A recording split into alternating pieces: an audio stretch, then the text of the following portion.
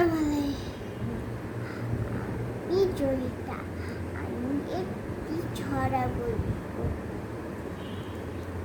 আমি হব, লিখেছেন কাজী নজরুল ইসলাম।